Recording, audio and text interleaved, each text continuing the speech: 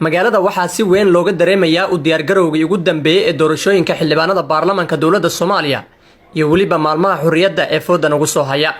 Maamulka ayaa dadaal badan ku bixinaya sugidda amniga iyo nadaafadda, taasoo dhalisay in ganacsiga magaalada laga dareemo sar u kac aad u xoogan. Garoonka diyaaradaha ee magaalada oo martida magaalada ku soo wajahan ay ku soo degi doonaan ayaa aad loo diyaariyay, waxaana laga dhigay garoomada ugu quruxda badan ee koonfurta Soomaaliya. Qaar ka mid ah bulshada magaalada Baydhabo oo mikrofoonka aan la dhaxmaray ayaa dareenkooda ku aadan u diyaargarowga doorashooyinka nala wadaagay, iyagoona rajooyin aad u fara badan ka muujiyay doorashada ka dhici doonta magaalada Baydhabo ee xarunta ku meel gaarka maamulka Koonfur Galbeed.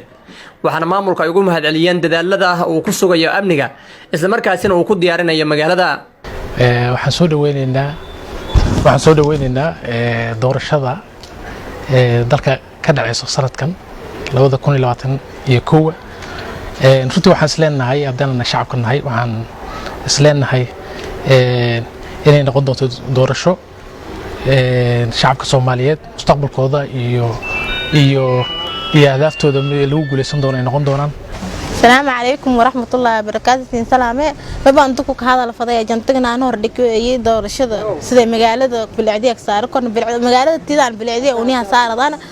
waa ma bahani wajahan uu doorashan wajahan soo dhaweynta madaxweynkiga aan oo wajahan 26 Juun wajahan kooda Luulyo wajahan andasdaan wajahan qofka kaliya uu geega dhigtirsan uu dhalinyaradan lay يعني بريهان مقالة واحد لقى دريمة يا مقالة بايدبا قبل كباي واحد لقى دريمة يا سان دولة نيمو واحد لقى دريمة يا إن أيدتك وديار جرويان إن مقرنا سكيب قاطان دورشة إن شاء الله تعالى مركزي دورشة أي أقلان مقالة واحد يعني لسمين يا بلع ذي نظافة لك نظافة إن شاء الله تعالى أدبا لو قد ذاليا sidoo kale dhanka amnigana aad baa loogu dadaalay si doorasho wanaagsan loo qabto. Gudoomiye ku-xigeenka arrimaha bulshada maamulka degmada Baydhabo Aadan Cali Arab ayaa isagana dhankiisa sheegay in maamulka degmada Baydhabo dadaal fara badan uu ku bixinayo sidii bilicda magaalada Baydhabo loo hagaajin lahaa maadaama doorashooyin ay ka dhici doonaan. waxaana sidoo kale mahad gaar ah u jeediyay bulshada xaafadaha magaalada Baydhabo oo si dhow ula shaqeeya maamulka iyo booliiska oo dadaal fara badan ku bixinaya sugidda amniga. toddobaadkiin hal mar oo sharci jar oo hadii jidadkii la dhisay hadii aramihii oo isdhagalkii bulshada iyo booliiska hadii nadaafadii oo leenku hadala waxyaalihi baahan marka taas oo dhan wali waxa